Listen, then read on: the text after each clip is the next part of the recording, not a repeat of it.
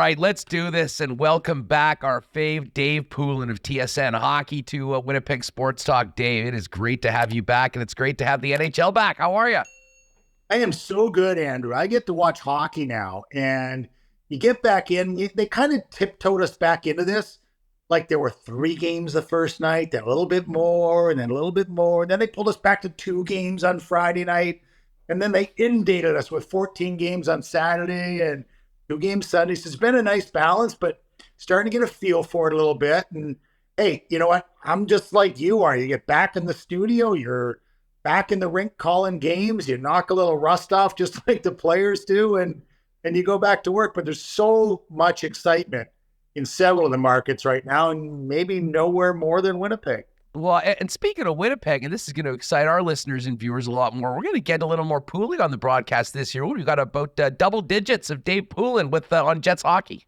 We are, and that's just the initial part of it. So at least 10 times I'll be doing the intermissions for the Jets, and maybe a couple more as the season goes on. There usually a couple more get added. So I'm really looking forward to it. Now, I usually do get at some point, I will potentially slide in if Kevin's got something going. I may get a game with Dan somewhere on the road, or, you know, some conflicting schedules. So I always enjoy my Jets time, and you will see a little bit more of me. Well, you know, Dave, let's start off with what we've seen on the ice for the first couple of games. Obviously, there's a much bigger conversation to have about what happened a week ago today, a bit of a Thanksgiving present to Winnipeg Jet fans from Kevin Cheveldayoff from the organization. I was in Calgary for the opening game, and I'll be honest, I was bummed out with the way the game kind of fell apart in the last 90 seconds or so of the third period. But overall, I walked out of the building going, this team has a lot of talent. They played great. If we see performances like that all season long, we're going to be getting the whites on in April. And then, of course, a big win at home on Saturday afternoon against the Florida Panthers. I mean, early on through 2 games, what have your first impressions been of the 2023-2024 Jets? It's all very positive. And I was watching some of the new guys, and, you know, I'm looking at Gabe Vilardi after every missed chance that's right on his tape in front of the net. He's going to score some goals. And all I could think, you put yourself in a new player's position, you say, man, did I end up in a good spot where I'm hanging out right now? And I'm seeing the puck in different places than I'm used to, and I'm going to have to adjust. But I think that takes time with Iafallo and with Kupari's had flashes of really good play. But to me, how Vilardi fits in that upper 6, how it all plays out, I don't think it's set yet, but clearly Mark Scheifele is flying. Kyle Connor is, well, can you say anything better than Kyle Connor's being Kyle Connor? Like, that's the ultimate compliment, right? It's like, okay, well, Kyle Connor's here. He's ready to go. And Connor Hellebuyck, you know, is going to be himself. There's no question about that. So all in all, I think it's pretty positive. When we're watching early games, you factor in, you know, different things, new faces, new roles, new assignments. But all in all, I think it's off to a good start and a big home win. You're correct, against Florida. You know, Dave, Vilardi's interesting. He had, 7 shots in the Calgary game. But what stood out to me was just how effective he was on the puck. He was, I don't know if there's a stat as to what percentage of puck battles he won, but it would have been well into the green. And a player like that doing that with Mark Scheifele and Kyle Connor, to me, exponentially ramps up the potential of that line. We don't overthink it, but when you're making these trades, you try and think about fits. And it's not a perfect world, but you think about that exact role that you're talking about. Like, who's the perfect winger for those guys? Well, to me, it's someone who doesn't need the puck a whole lot through the neutral zone, but who can retrieve it, who can win battles, who can get things going, you know, through the entire, particularly in the offensive zone. And he has that. And he's a big body. And he's also, you know, he's run into some injury issues. He probably hasn't seen the volume of the type of opportunity he's getting right now. That's the exciting part for me. And I literally watched him, and there were a couple of great up closes in that Florida game where he had good chances. And you could just see the eyes go up into the top of the head. It's like, oh, man, I wasn't expecting that on my tape right there. You'll get better at that. Iafallo seems to be a player that comes as delivered. really good in both ends. The thing that sort of stands out to me is just how good he looks on that power play. I mean, gets in front of the net. He's good down low, makes a quick pass. I'm not sure people knew enough about Alex Scheifele, and we heard so much about his defensive game. I think that he's going to be able to contribute in many different ways for this Winnipeg club. I agree, Andrew. And I think you can say that about all three of these players. That as much isn't known about them as the information the Winnipeg scouts would have had. That's where you turn to your scouting department, and they would go right back. And we've talked about this before in the program, the mix of your amateur and pro scouts. And you'd go right back with young players like this to see, both in college, in junior, and in Europe, 3 different avenues of development for these players to say, okay, what did we see? What did we like then? And how do we see that fitting in here? And, if all 3 of these pieces work out as they're capable of, this is a home run for Winnipeg. It really is. And I think there are different types of players, but I think each one can find a role with their respective lines in this group. You mentioned Kupari. I mean, he's got another gear. He can fly. There was a play, Andrew. He went outside of a D in the Florida game. It might have been Kulikov. Like it was as you watch a player skate by a player and you're like, okay, what was happening there? Was that just pure speed? And it was on his offside. You're correct. There have been flashes for him that have been outstanding. He did the same thing in the Calgary game. I remember leaning over to Rick Ralph going, I'm not sure the Jets have had a fourth liner that had that sort of ability just to crank it up a notch. And then, of course, he had that beautiful setup to Morgan Barron for a big, big goal. Saturday, all Saturday evening, wherever you went, if anyone watched the game or was at the game, we were talking about it. Mason Appleton's goal with Adam Lowry, courtesy of Josh Morrissey's stick. I still think the NHL should give Morrissey an assist on that play. But what did you say? I mean, I think it says a number of things. First of all, how dialed in and into the game the guys on the bench were. I mean, I can't say enough about Josh Morrissey. But then to execute that play for Adam Lowry at top speed to Appleton, who was just about ready to move off to go to the puck because he knew his teammate didn't have a stick. Heck of a way to get a winning goal in the home opener. You love every bit of it. You really do. But the attention on the bench is something you think that would be the norm. You'd be stunned how it's not. And, this is the point that a veteran coach was trying to make about not having iPads on the bench while the game is going on. And that's exactly why. Like, if Josh Morrissey is staring down at an iPad there to see what his last shift was, that play doesn't happen. And not only should you be watching the shift ahead of you, but clearly you should be watching what's going on in the game. It's a learning experience. It's live. You're there. And why are you watching something that just happened? So that's a little sneaky shot at the iPads on the bench during the flow of play. But, watch the game. Be a part of it. And he certainly was. I'll be honest, this is funny you bring that up. I mean, it's not something I ever really pay attention to because you're always watching what's happening on the ice. Do different teams handle the use of iPads differently from market to market? They do. There was a lot of attention called to it, obviously. On 2 occasions. One, when Chris Kreider took it away from Zibanejad and smashed it down on the floor. Remember that. 2 was John Tortorella taking them away totally from his players. Now, I do think today's generation learns in a different manner. I believe in Montreal, it's during TV timeouts only. And so we're seeing an introduction in different markets in different ways about how to use it effectively. Personally, I'm seeing them a lot less on the bench during games. I think everybody said, okay, enough. We can't sit and essentially watch TV during the game. And to your point about that play by Josh Morrissey on the bench, that's an exact reason why. Poulin, listen, I want to get your thoughts on, the rest of the league and the division, but let's go back to last Monday, Thanksgiving. I was on the way back from the Twin Cities after that Chiefs game. Remus called me. At first, I thought he was joking. I mean, it was such a stunning bit of news that not only did they get one of these guys signed, but both of them to twin deals of identical length and value. What was your first reaction when you heard the Jets had managed to make that happen, and the significance of both players buying in long-term at the same amount as their teammate?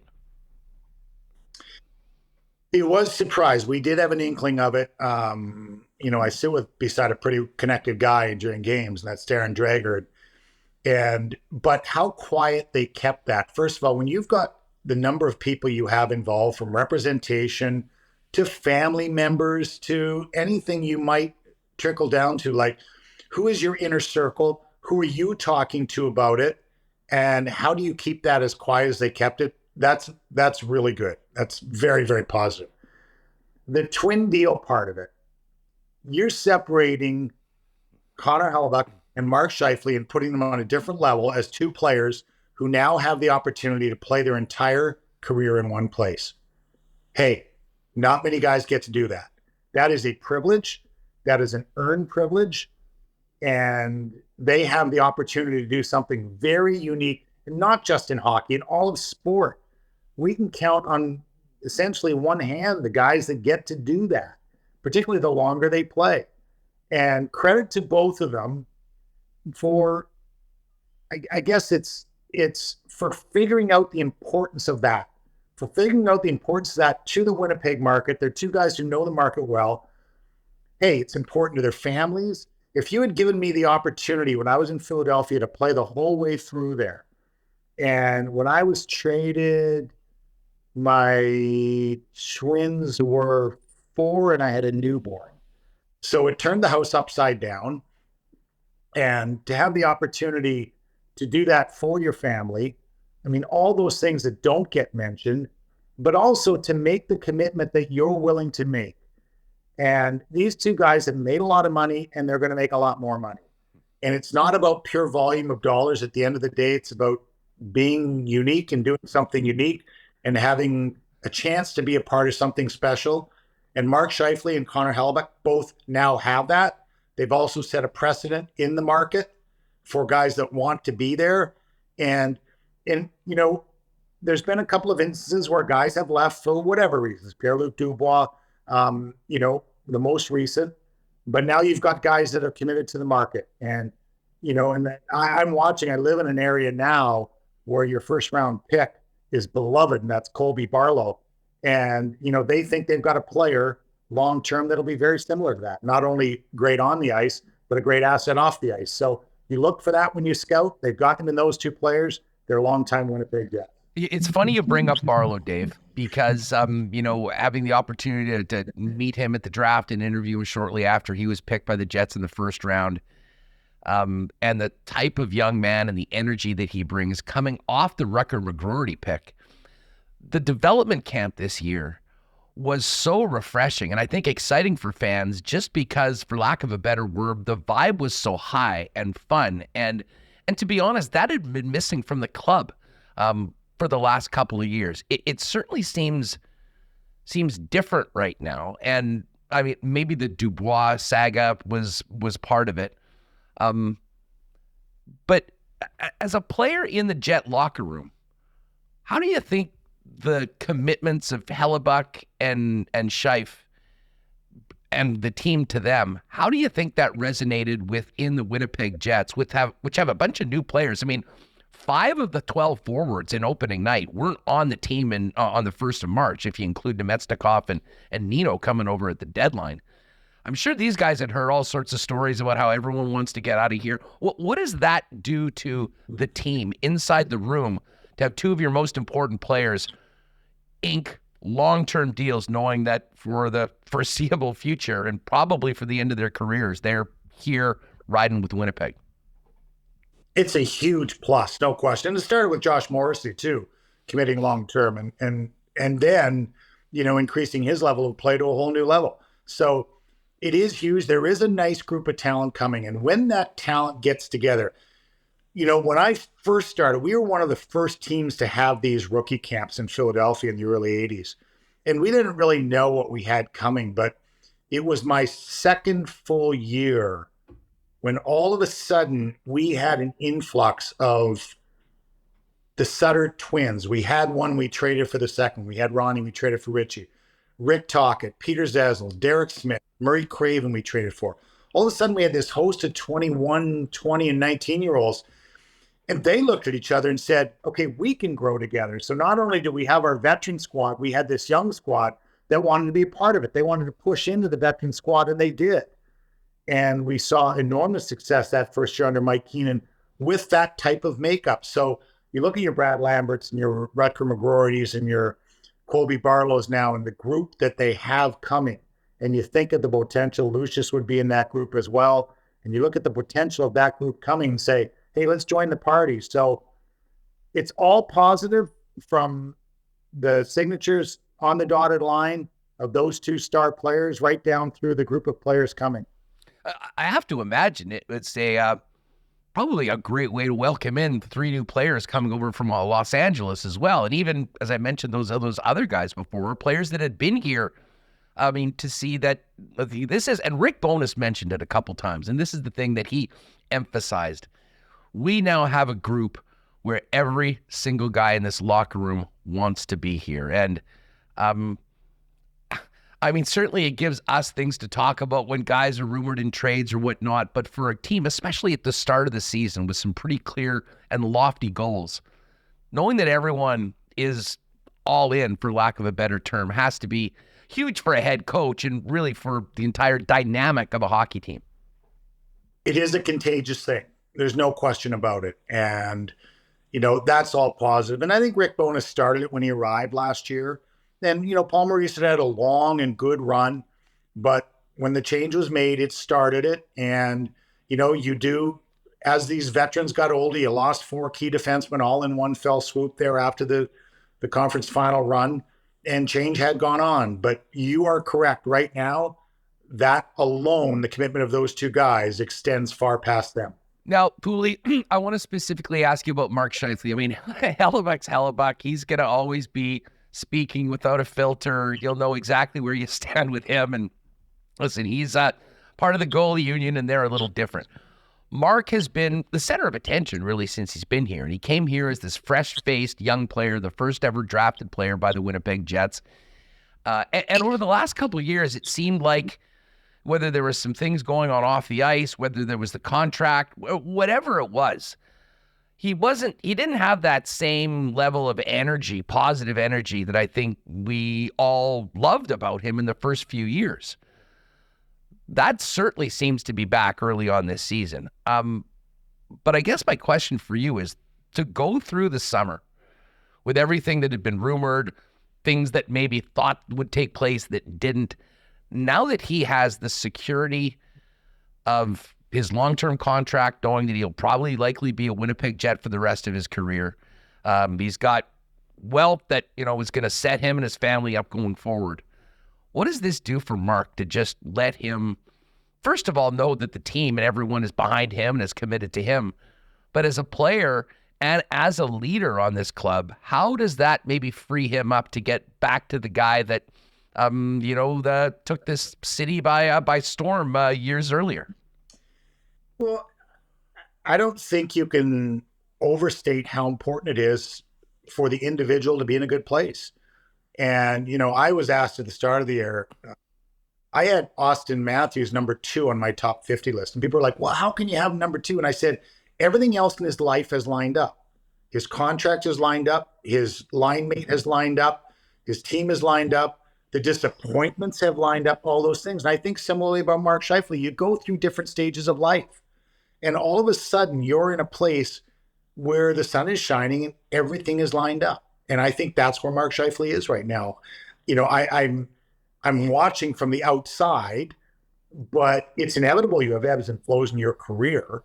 And it's a distraction when you even think about going someplace else. It just is. And, going into the summer, that was a consideration.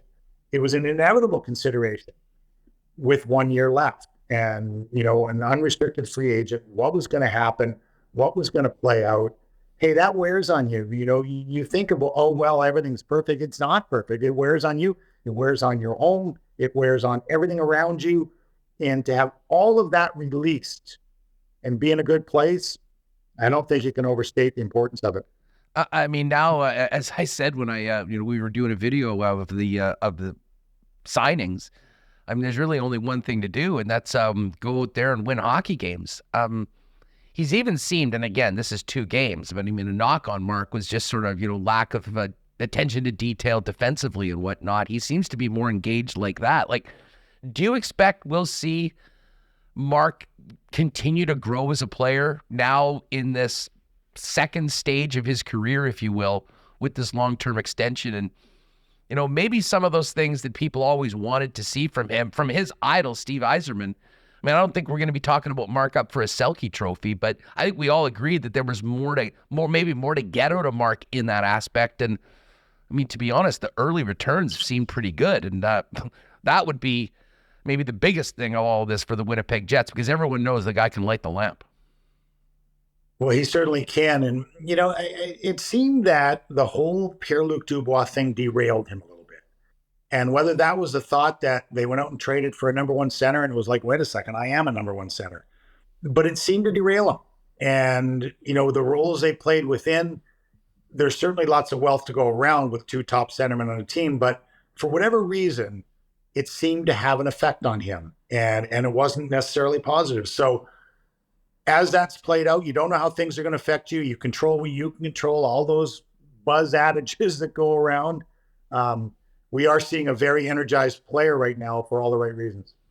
Dave, I know we're just 2 games in, but what are your expectations for the Jets this year, and how good can this team be? I had them picked as a playoff team. I think the West is going to be a battle, but I did have them picked as a playoff team. And that was before these contracts were signed and on the strength of the fact that they had one of the top goaltenders in the league.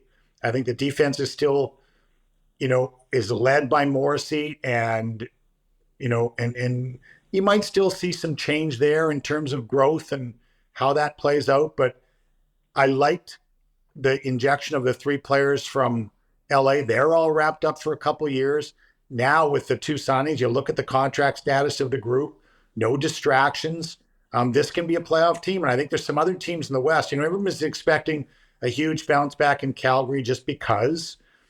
That still remains to be seen. They've still got a couple of pending UFAs they've got to deal with and got to take care of business with. Vancouver, we don't know a lot about. I think they opened some eyes on opening weekend with Edmonton. But I think it's pretty open. I do. The Central, St. Louis, Nashville, you're not sure what's going to happen in those markets, and I don't know, as I say that, whether it's going to be 4-4 or whether it's going to be 5-3 one way or the other. But I think the Winnipeg Jets are a playoff team. Just one more question I should ask you about the aftermath of these extensions. Certainly, we're talking about the Jets every day, and the uncertainty about the future of top players, potential trades, where the organization is going was, it dominated the entire offseason. And had the potential to be, on a daily basis, the number 1 story, regardless of wins and losses in this market, if these weren't signed. What does it do for a team to have that sort of uncertainty and that sort of a cloud just basically removed from the equation for the remainder of the year, and doing it so early, coming into hopefully a good start for the team? You knew that was going to be the first question asked, not only of the 2 players involved, but of everybody. And guys get tired about answering questions about other players. They just do. I'm not sure if Connor Bedard's teammates will get tired of answering what's it like to play with Connor Bedard, but there will be a point when they do. And, and it just eliminates all of that. It just does. It's a great piece of business done by Kevin Cheveldayoff and the group there. I know there's more than that, more than just him involved in that, for sure. And the amount of due diligence. And when you do draft a player and develop them and cultivate them and watch them grow into a star, you want to reap the benefits of that. And in terms of putting the entire team in a good place, we talked about putting those 2 players in a good place. But you can picture coming home and sitting down at the kitchen table and saying, okay, everything we talked about doing, we can do now. We're going to put a renovation on the house. We can do renovation on the house. We're staying. So it's all long term.